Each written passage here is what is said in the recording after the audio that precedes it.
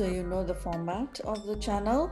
We will try to understand what is periodontal ligament, why do we need to understand the histology and the functions of periodontal ligament. We'll classify the periodontal ligament based on its location, and we'll describe the histology and describe the functions of periodontal ligament and some theories about shock absorption, followed by clinical considerations. So periodontal ligament is nothing but a very dense fibrous connective tissue that connects the tooth to the bone. This is a very simple definition of periodontal ligament.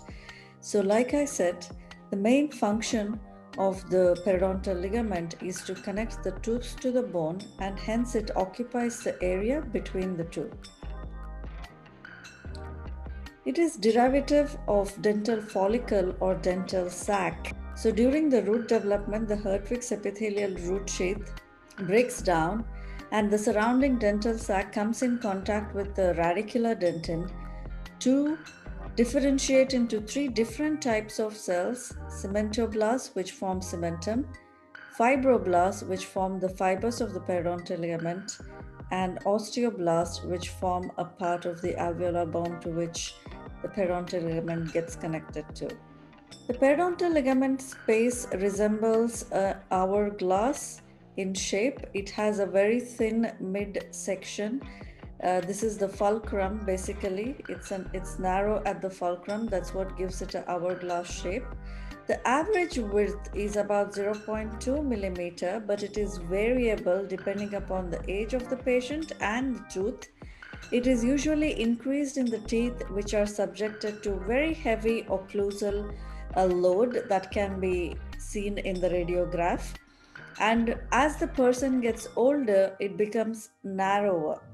The periodontal ligament is composed of fibers mostly, followed by ground substance and cells.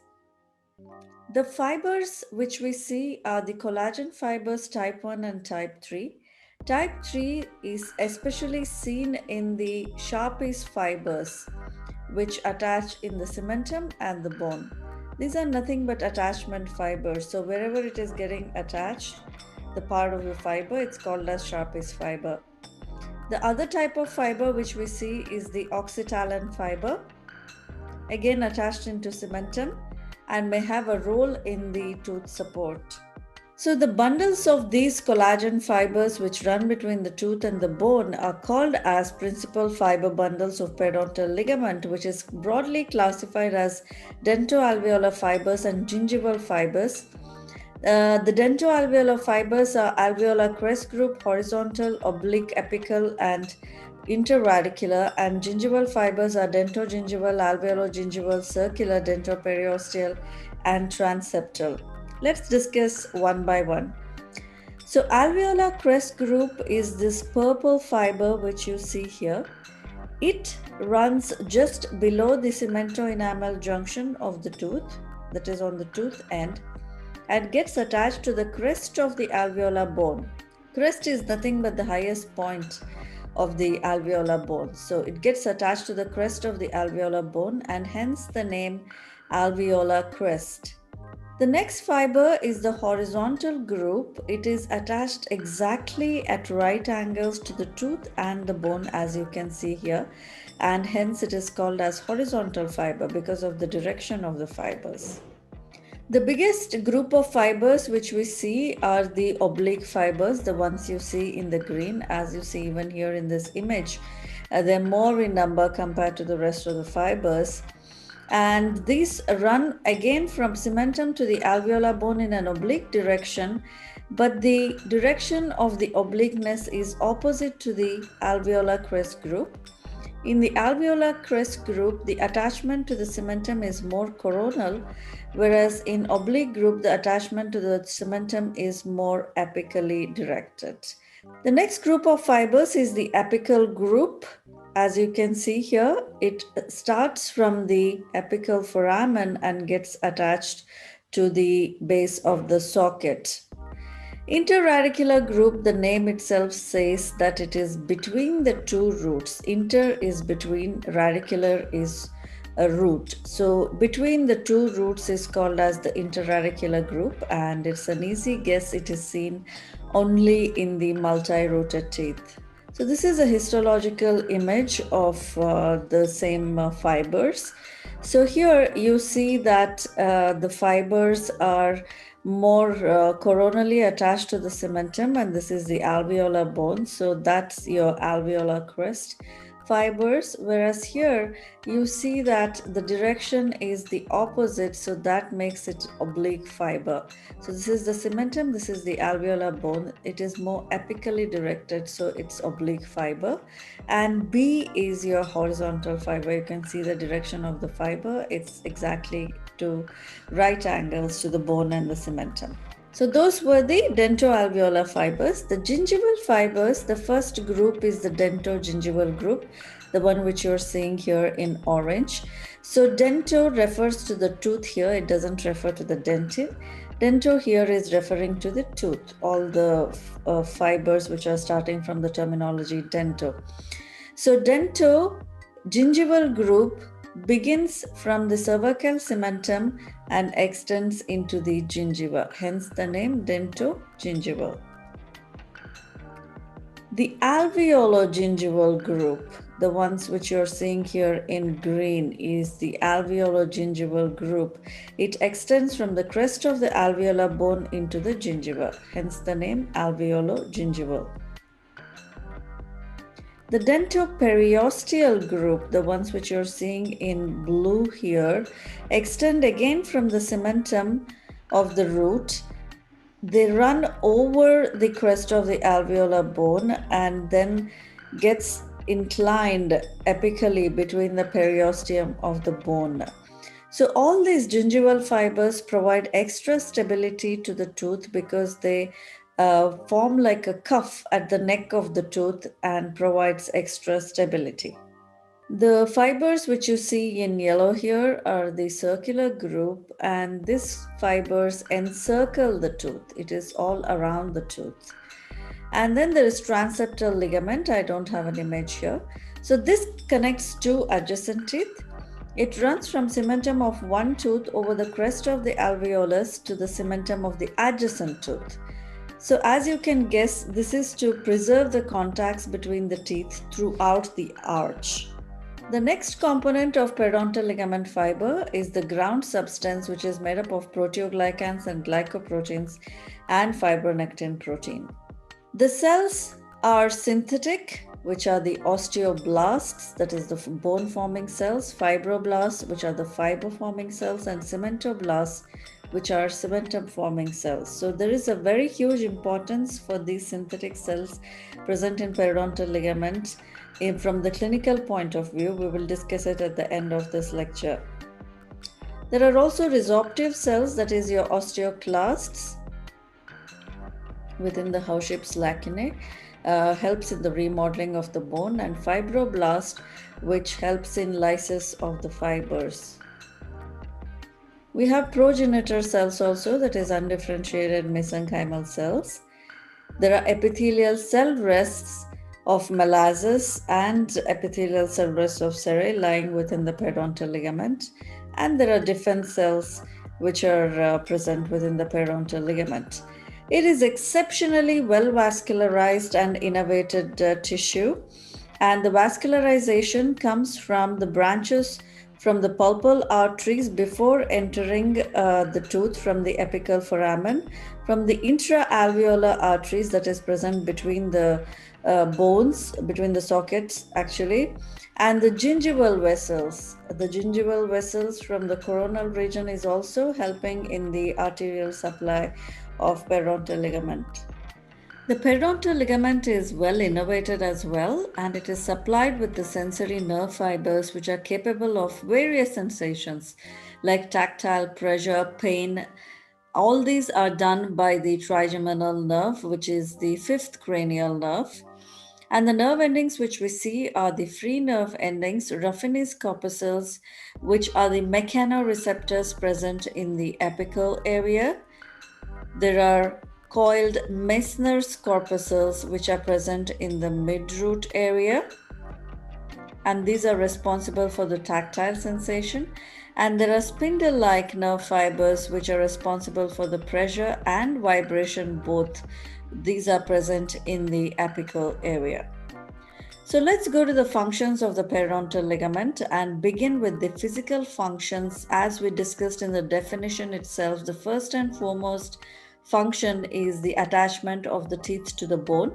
It also provides a soft tissue casing because enamel and your cementum are hard tissues, and the bone next to it is also a hard tissue. So you need something to cushion in between, and the periodontal ligament provides that. It helps in maintaining the gingival tissues in position because they're all a part of the periodontium or the supporting structures of the tooth. And it helps in the transmission of occlusal forces to the bone, and that is called as shock absorption. We will see that in detail in the coming slides as to how periodontal ligament helps in this phenomenon. Formation and remodeling, I discussed a little bit when I was talking about the cells. So these are capable of both producing as well as controlling the mineralization of bone as well as cementum. And it also prevents the fusion of the tooth to the bone, which is called as ankylosis. Whenever there is necrosis of the periodontal ligament or there is loss of periodontal ligament for some reason, then the tooth gets directly attached to the bone, and that is called as ankylosis. And this has a clinical significance because if you're trying to extract an ankylosed tooth, there is a danger of fracturing the jawbone. So you have to do a surgical method of extraction, or the transalveolar method. Provides nutrition. Like I said, it is very rich in blood supply, so it provides nutrition to all the surrounding structures as well. I discussed about the rich innervation the periodontal ligament has. So the mechanoreceptors contribute to sensation of touch and pressure, and whenever there is a masticatory overload, there is a proprioceptive reflex which makes a sudden opening of the mouth so that it protects the jawbone and the rest of the structure. So this proprioceptive reflex is because of the receptors which are present within the periodontal ligament. So let's see how periodontal ligament helps in the shock absorption. So the periodontal ligament is situated like a hammock. So if you imagine this as your tooth and this as the alveolar bone, so periodontal ligament is attached from one end to the other. Whenever there is an axial force applied to the tooth, there is a tendency toward the displacement of the root within the alveolus. So the oblique fibers, which are the major group of periodontal ligament fibers, assume their full length and will sustain this axial force which is being applied and transmits it to the bone. So like I said, if you imagine this as a tooth and this as a bone, all the forces which are applied to the tooth are transmitted via the periodontal ligament to the bone. The cementum and bone are not only formed by periodontal ligament, but it also is resorbed by the cells of the periodontal ligament. And this formation and remodeling of cementum and bone is to accommodate the periodontium to the occlusal forces and to accommodate the physiological tooth movement, and also in helping in repair of any injuries. The periodontal ligament itself is constantly undergoing remodeling. The fibroblasts which are present form the collagen fibers, and the residual mesenchymal cells, the ectomesenchymal cells which are present in the periodontal ligament, are capable of developing into osteoblasts, cementoblasts, and fibroblasts, and this affects the rate of formation of collagen, cementum, and the bone. The periodontal ligament is quite thicker in a non-functioning teeth and also in areas of tension rather than in areas of compression. Area of tension is if the periodontal ligament is being pulled away from the bone, and the areas of compression is if the periodontal ligament is being compressed between the tooth and the bone. If there is any occlusal trauma that results in widening of the periodontal ligament, all this can be appreciated in an X-ray. And if there is a deepened sulcus, then that will result in what is called as periodontal pockets. Periodontal ligament has a very important role in the orthodontic tooth movement, and it plays a key role in protecting the tooth from being resorbed by the normal remodeling process that affects the adjacent alveolar bone. And the application of forces must be mild. Only then the tooth movement is possible. If the application of forces is extreme, then that results in the necrosis of the periodontal ligament. Whenever there is an excessive orthodontic force, that results in necrosis of the periodontal ligament, and it cuts off the normal blood supply to the cells, and this will stop the remodeling at the affected site, and the orthodontic tooth movement will no longer be possible. So what happens is the cells from the adjoining periodontal ligament, which is vital, will migrate to the area which is necrosed and results in repair. If it fails, if the repair fails, and if the periodontal ligament continuity is not restored, then that results in the ankylosis. Like I said, it's the direct attachment of tooth to the bone.